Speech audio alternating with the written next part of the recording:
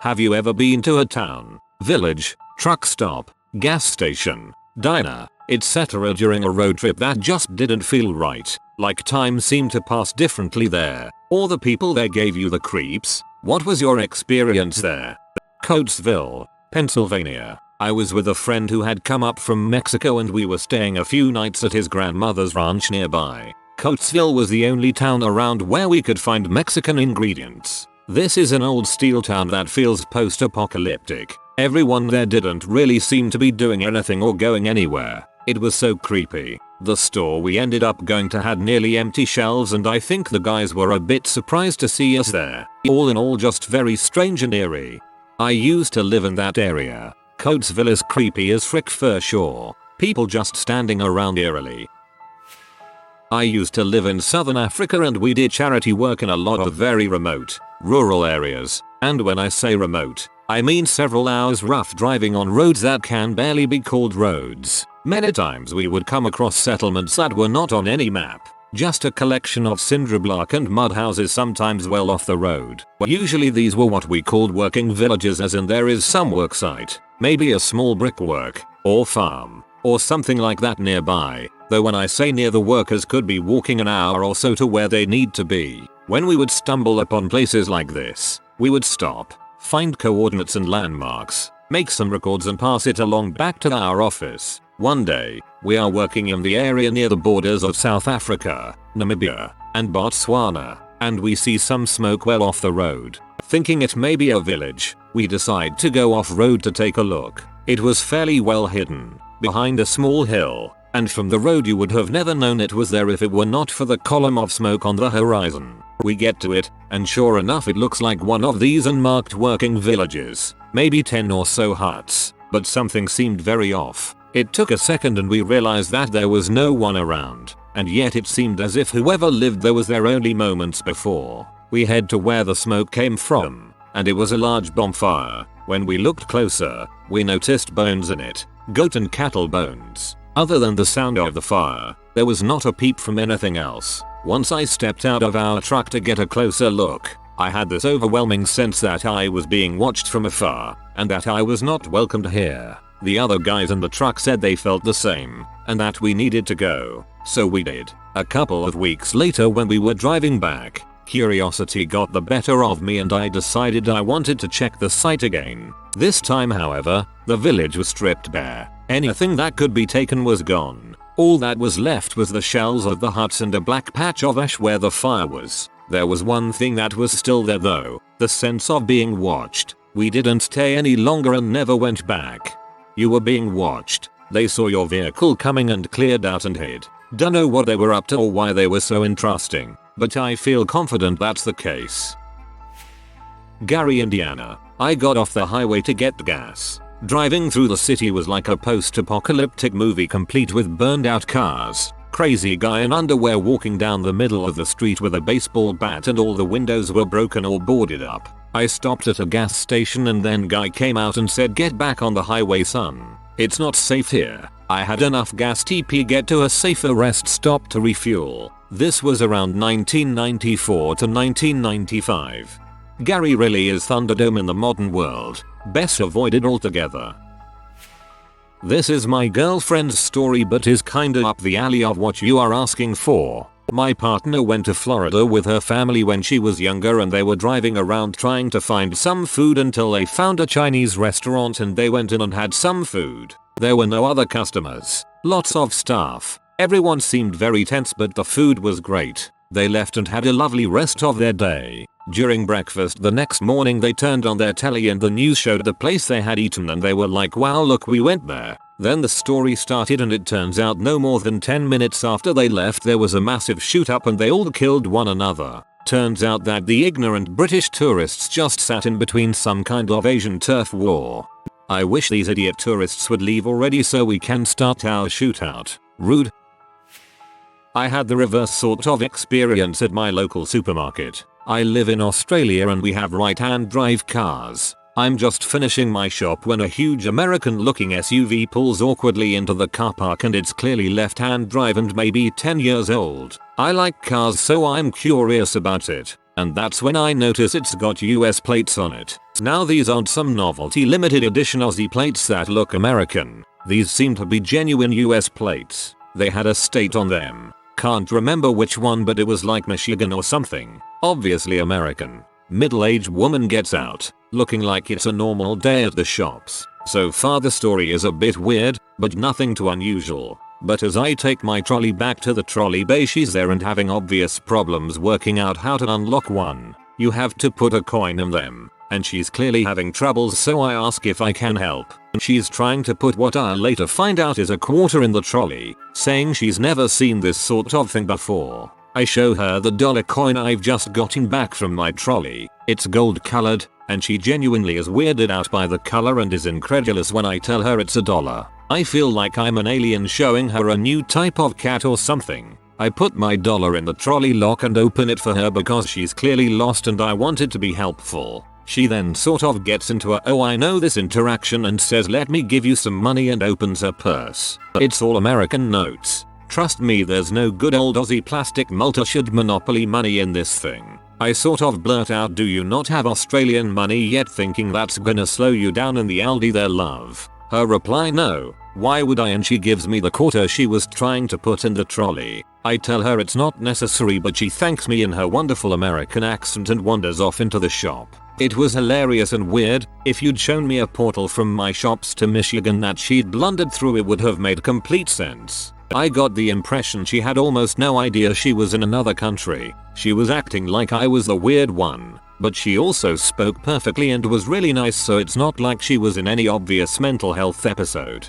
The fact I have the quarter is the only reason I don't think I've hallucinated the whole thing after eating a dodgy pizza. Friends think her husband had gotten a job in Australia and just got the car and everything etc shipped. And maybe she's never been overseas before. It was super weird and I love that woman so much. I wish I could find her again to see what she's doing now. I've also been into a country town where literally everyone we saw for the half hour we were there looked like they were from the same family, and everyone stared at us like they knew we were from out of town. But that has a very logical but no less creepy explanation. Okay, this one is so weird, lol. What? She either fell through a portal and ended up on the other side of the planet with her SUV, or she legit doesn't know she's in Australia. And I don't know which explanation I'd prefer, Mayo. I hope you get to meet her again, haha. My boyfriend and I had a stay in Melbourne for a few nights. First Airbnb was practically a small hotel room, so all good. The second, on the other hand, it was advertised as flexible check-in, but the owner wouldn't stop pestering us for a time we were going to be there. We told them 8 PM and they still kept asking before saying they had to go out and Frank would let us in. We had no mention of this guy before then, but fine. Whatever. We ended up missing a few small shows we were eager to go to, so we'd get there earlier, and despite being promised off the street parking, we could only park on the street. It sucked, but no big deal. We'd had a long day and were pretty tired. Then we get to the house. Frank is this tall, thin, muscly older guy, really intense and absolutely no chill. Bulging eyes, kind of intense. We were both really uncomfortable from the start, but my BF makes small talk, jokes about Sydney versus Melbourne. This guy doesn't like it, to the point where he stopped walking, swung around and got in my BF's face. BF de-escalated the situation real quick and we got to our room and immediately locked the door. We both got some bad vibes off the place and the guy, but we couldn't work out why. We thought we were just tired but kept debating the pros and cons of staying, and the room wasn't helping. It was freshly painted and the fumes were so strong I was getting a migraine. There was a door to the backyard that was blocked off with a dresser. So much dust under the bed it was ridiculous. And then we noticed two things. One was the wooden plank holding up the curtains. It was big, thick, heavy looking thing, and it was holding onto the wall by a nail on each side. Half of it had already leant right off the wall, leaving a huge gap. This was right above the head of the bed. That was it for my BF. He wanted out. This second point was my big thing. The door to the rest of the house had a lock, but there was also a gap between it and the floor. I'm not talking a small space for air. I'm not talking fit a finger underneath. I'm talking big enough for tall, muscly, big guy Frank to fit his entire arm under. We grabbed our things and snuck out, went to the nearest grocery store for supplies, shopped around for a place to stay, let the Airbnb know we all left, and ended up driving through the night back to NSW and slept in the car for a few hours. Nothing exciting happened, but we just really didn't feel safe there. My BF hikes a lot overseas, stays in random and or desolated places. He's not put off easily. We were both pretty glad for a solid reason to leave. Mate's Motel. I was on a road trip on the South Island of New Zealand, and one night at around 9 PM decided to stop in a small town to get some rest. Already while driving into the town I noticed that there were Christmas decorations everywhere, like decorated trees and plastic Santas, reindeer etc. Excessive amounts of decorations on the streets and in every window. This wouldn't have been too weird if it hadn't been in the middle of August. But I thought the town was just really dedicated to a specific aesthetic or whatever. I got to the motel and checked in, and the old lady at the front desk was short and rude with me, which I thought was weird. BC I had experienced people in NZ as really nice and quite chatty, compared to where I come from, lol. She also wouldn't give me the Wi-Fi password even though they advertised free Wi-Fi. She quite literally told me to pee off and let her get back to her newspaper. After that I went out, and the whole time I was there I never saw any people on the street. I went to a diner near the motel, both also stuffed with Christmas decorations, and had the same experience with the waitress while ordering. She told me they are out of almost everything and the only I was able to get was a cheese sandwich. There were other people in the restaurant who were all eating what I suppose were meals from the menu. They didn't have to order a plain cheese sandwich. While waiting for my food I noticed that no one in the whole diner was talking, even though there were families and other groups of people. Even the kids ate in silence, or not really silence, as there was Christmas music blaring. After I was done eating I just paid and left. I was also the only one leaving. No one in that diner, the whole time I was there, got up to leave or go to the bathroom or do anything really. They all just sat there. When I left I felt like they were all starting holes in my back. The whole time I was in that town I got a feeling that everyone wanted me to leave and like they were somehow angry with me. This was 4 years ago, and TBH I don't remember anything after leaving the diner. I don't remember going back to the motel or going to sleep, and just barely remember being on the road early the next morning. I told some of my NZ friends this story. BC I thought it was some kind of weird themed town, but none of them ever heard of it, and I can't for the life of me remember the name of that town or how I found it. My girlfriend and I went to an Airbnb in a town called Tiger, Georgia to see a bunch of her old college friends. There was one other couple who got there about the same time we did. By day the cabin looks pleasant enough, 3 stories of rustic comfort with a hot tub overlooking the forest and sunrise. We didn't get there by day. We got there as the sun was sinking low. Rooms seemed to shrink and tighten. The stairwells were only as wide as a single body, and at the bottom of the basement stairs, a rug hid a padlock trapdoor. It felt like the start of a horror movie. We're trying to ignore the weird vibes and decide to go to dinner. We spent nearly an hour driving around searching for a place to eat. Steakhouses closed by 7 PM, an Italian joint which was now someone's house, a Mexican eatery now abandoned and overgrown with vines. Finally we find something. It's suitably called the last dive bar on earth, and it's sitting on the edge of a retention pond. The parking lot is full of pickup trucks all festooned with old political bumper stickers from the late 90s and early 2000s. We head in. It's like we've entered another decade, but the beer is good. They have pizza, and the prices aren't bad. We eat in a hurry and get out of there. As we get back to the cabin, the other couples are there and talking about how they had such a nice time in town. It was only by daylight at the end of the weekend that as we descended the mountain we found a ton of local shops and restaurants that I swear to fricking God were not there the first night. On the first night, the electrical outlets in the house fried my phone, leaving me with no way to contact the outside world. The weekend ended up being nice, but the entire time we all felt like we had fallen through a crack into someone else. I was traveling through Arkansas with my friend in the army. He was a big old black dude and I was a medium height white dude. Everyone in McDonald's literally stopped and just stared at us until we ordered food and left. It was super weird and we made sure to bypass a place on the way back to post.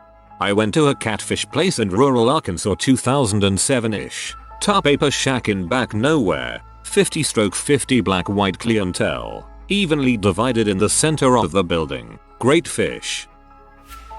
Yep. Stopped in a no-name town in Texas for gas. Bunch of guys wearing nothing but denim hanging out in front of the gas station. Denim. Cowboy hats. Cowboy boots. It wasn't just a lot of people. Everyone was wearing that. Their drawls were so thick I could barely understand what they were saying to one another. A lot of hooting and hollering. About 50 yards away, there was a guy sitting under a tree. He was wearing a black and white striped jumpsuit and was chained to the tree by a shackle on his leg. Didn't see any law enforcement around. Maybe they dropped him off. A girl with huge T, 1.5 arms, and an eye patch complimented my car and smiled at me when I was pumping gas. I saw a cow trotting down the side of the road. No one seemed to be chasing it. The fact it was twilight seemed to make everything surreal. I unasked myself from that place as quickly as I could.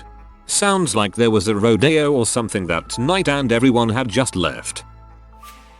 Back in 2011, my ex and I took a trip to go visit my dad, who at the time lived in the tiny town of Middleton, Tennessee. I lived at the other end of the state, so it was about an 8-hour trip. Decided to go it at night so I wouldn't have to deal with anyone on the interstate other than truckers and the occasional car. The trip was fine until we got off the interstate and went through some small town maybe an hour or so before Middleton. My memory's hazy on exactly where it was, but at that point it was about 4 in the morning. We were rolling through the town, and it was foggy and dark. Minimal streetlights. All the houses were completely dark and still. It was a little creepy looking but nothing really out of the ordinary. Until we got a little further down the road and there were fricking newspapers everywhere. Scattered all on the road. In the empty fields and the yards of the houses we passed. Just loose pages of newspaper everywhere we looked. I'm sure there was a reasonable explanation, but both of us just suddenly felt like something was off. And it was creepy as heck. One of us cracked a joke about suddenly landing in a horror movie without realizing, and I sped up the car a little bit, but for about 10 minutes it was just us and the newspapers and the fog and the complete stillness in this dark town, and we both sighed audibly in relief once it fell behind us. We talked about it for years after that trip.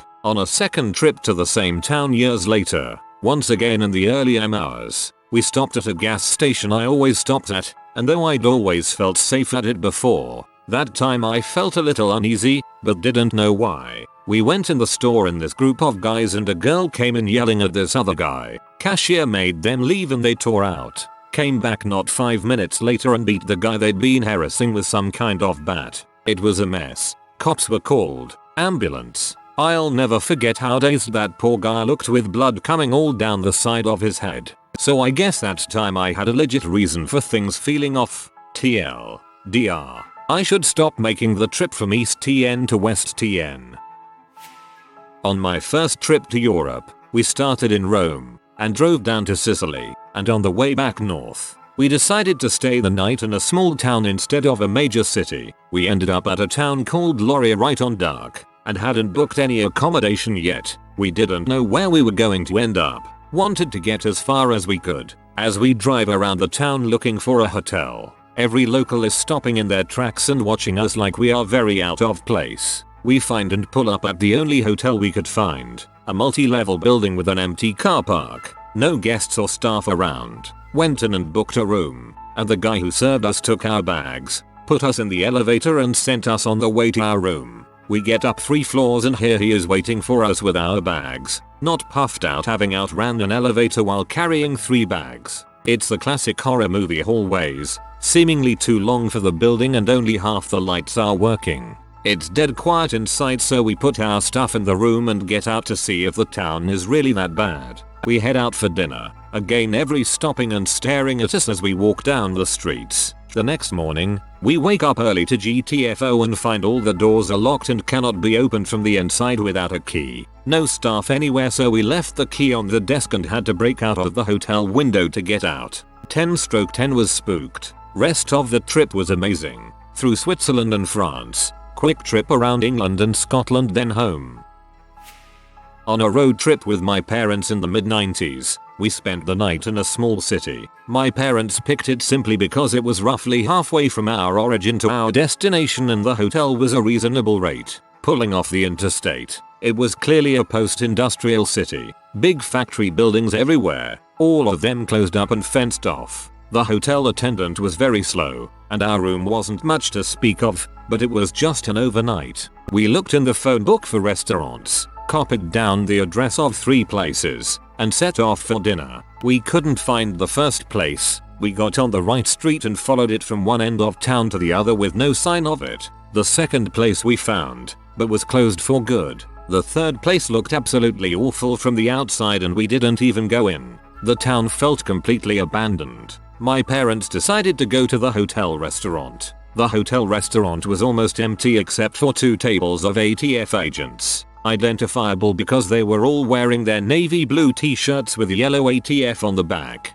Not surprisingly, the restaurant was out of nearly everything on the menu. A few minutes after sitting down, the fire alarm went off. Nobody moved, not the ATF guys, not the restaurant staff. A few minutes later it stopped. Then a few minutes after that it started again. Again nobody moved. The fire department rolled up, but nobody seemed concerned. The waitress said that the fire alarm system always went off a few times a day. We managed to spend the night. The fire alarm went off a few more times but not while we were sleeping. We left as soon as we could. Wife and I were driving up the Blue Mountains, big mountain range in Australia, to visit friends who were staying in a holiday place up there. It's crazy foggy in the late afternoon early evening, so we can't see much as we're going up. But it's pretty much a straight run up so we take it slow and pull over sometimes when the fog gets too thick to give it a minute to lighten a bit. Super creepy but nothing weird. That's just how it is. We stayed the night at friends and drove back down the next afternoon, lovely and sunny. We drove through a cute little town that hugged the sides of the main road, so you could drive straight through it without turning or hitting any major intersections. My wife said, "Oh, are we going home a different way?" No, we were not. There was basically an entire small town we'd driven through the night before right near the house and we never saw a single indication of it. We hadn't seen any streetlights, other cars, "Welcome to Spookyville," Pop 1 signs, anything. We had pulled over to check the map, pre-smartphones, to make sure we hadn't missed the turnoff and we would have been practically in the middle of the town. It's amazing how something so big can disappear in the fog so easily. Early evening and not one house light. Mole people, I reckon. I know there's a logical explanation but it's 20 years later and I still think nah, not going back up there. Would have been Lauria. Beautiful town but so packed with tourists all the time. There was one time I stopped in a gas station in Appalachia. It was like 11 PM on a Friday. So this truck pulled in and the woman ran inside to pick up some stuff. The dude hops out and puts the tailgate down and starts playing the harmonica. Out come like 5 cats who all dance around him like he was a Pied Piper or something. After a couple of minutes the woman came back and he told the cats to get back in the bed of the truck and then they drove off. I am a skeptical person but this one experience I had in Berlin still confuses me to this day. Me and my girlfriend were on holiday walking through central Berlin. A weekday morning. The streets were fairly busy. A typical day, when we turned down a long wide street with large buildings on either side. As we walked down we noticed it was very quiet and that there was no one else on the street at all, which was strange in itself considering it was 10:11 AM. As we carried on walking, I can't really describe what happened but I noticed that the buildings we were walking past weren't actually real, but like movie set buildings. The windows and doors looked normal from a distance but up close they were way too big to be normal. I just felt really uneasy the whole time but we didn't say anything until we turned off the street and back into the hustle and bustle of Berlin. I have absolutely no idea what happened at all but my girlfriend said she felt seen exactly the same thing. It was like we stepped into a different world for a few minutes. Totally bizarre. It might have actually been a movie set. Evidently there's an alley in New York City that's the set for many movies that film New York alleys, despite that area of NYC having very few. I'm sure a big city like Berlin is also the set for movies, both local and international. I have a few but this one stands out in my mind. This starts with me, my boyfriend, his brother and the girlfriend all deciding to split off from the rest of his family during vacation and head to the Winchester Mystery House. Now since this is like 6 or 7 years ago I can't remember if we were headed to or back from there. I was driving and my BF was the navigator. We started our trek a few hours before and expected to be at our destination before nightfall. Somewhere along the lines we took a wrong turn, although we had a map and both are set to GPS. I didn't think about it at first and nobody else mentioned it until what felt like a few hours of me driving. Now this wasn't in silence. From what I remember, it was a normal but road trip with taking, laughing and music. But we get down this particular road and it all feels like we snapped out of a dream. Everything is dark, there's shadows of trees bunched here and there along the road, but past that is pitch black. I'm taking a void of darkness where you feel it goes on for miles on end but you can't see it. One of them said something along the lines of "Where are we?" and joked that we entered the twilight zone. But I tell you, I got this really uneasy feeling like I shouldn't drive any further than I already have, and I think everyone else felt that too, cause we got real quiet and just kinda stared out the windows. We hadn't realized that there were literally no cars around us. What was supposed to be a highway was a narrow strip of road and nothing. Just this stillness, like we entered a place we shouldn't have. I flip a B and start speeding off in the opposite direction, but lo and behold, the scenery we saw going back wasn't the same as we saw coming in. It was still pitch black, but none of it was familiar. You know how you can make out odd shapes from the shadows? But literally nothing looked like it was before. It took me about a good 15 or 20 minutes to get out of the void. But to this day every one of us swears we were driving 4 hours in it. We can't find that turn, although we've taken that route a few more times TBT throughout the year. And it really does seem like it was a dream, except for the waking part. It was scared me. It's like everyone was stuck on autopilot and no one remembers what we said or even what sounds we heard during those hours. Gives me the creeps.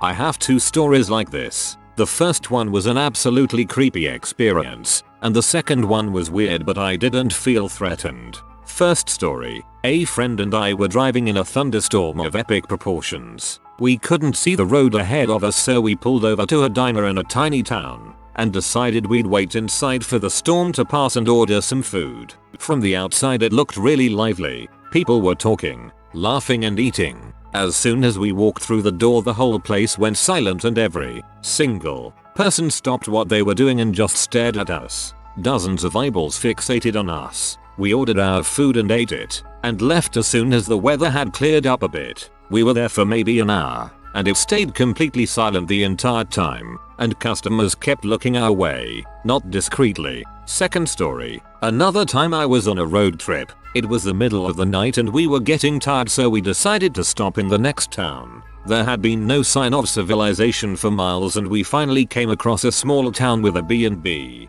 The woman running the place was odd but very kind. The house felt different somehow, but so did the whole town. It kind of felt like I had entered a different dimension, if that makes any sense. Anyway, I go to bed and the next morning I wake up and decide to walk around the town a bit before we hit the road. Again, the whole place felt like a different world, like it was not part of the earth we normally know. The people living there were tending to their gardens, walking their dogs, etc. And it felt like slow-mo. There were 2 shops in town, and no other businesses. By going into the shops and looking around, and taking with one of the shop owners, I found out the whole town was a pagan town where every single citizen worshipped a goddess of fertility, as in human fertility, but also fertility of their crops. The stores were packed with items that can be used for rituals, and other various items like statuettes representing the goddess. They seemed to be hardcore worshippers. Their town wasn't on the map and I never found it again. It was a really surreal experience.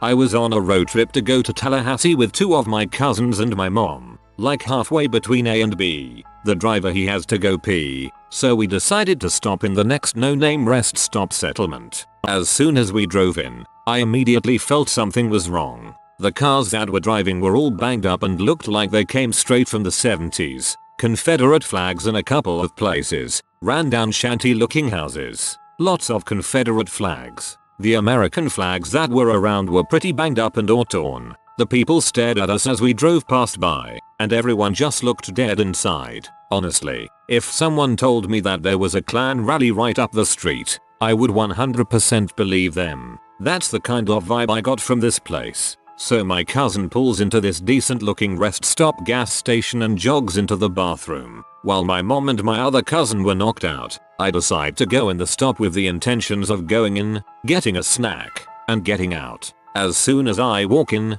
it feels like time stopped and everyone that I can see is staring at me. It felt like something out of a horror movie NGL. Luckily for me, there were a pile of apples near the door, so I moved my way there, and then I noticed a few people around me stopped dead in their tracks just to look at me. For example, their like hands were still on the items, and this man even stopped reading his little cereal box to stare at me. Since I'm black, this place wasn't sitting well with me at all. I put back the apple I was holding and I casually walked out. No need to cause a scene or anything, without getting anything. Frick, that place. When my cousin came back, we booked a TF out of there. There is a town in South Missouri that my family and I drove through, named Humansville. We had to stop for gas, so we pulled in and everyone was either walking their dog, smoking a cig or talking with their 8 doppelgangers in the same wife beaters and blue jeans on the porch of an apartment. It was quite small, less than 10 streets. I don't know. We only passed a few then went back onto the highway. Everyone stopped to stare at us as we got gas and my mother felt weird walking back to the car. The fact that there is a town called Humansville is the most terrifying part of that. It's like they're trying too hard to convince you. Also there's a place outside of town called Gobbler's Knob, with the helpful Google review of Best Knob in Humansville. Make of that what you will. If you are new to the channel, you can subscribe. I publish new videos every day. Until then, check another video.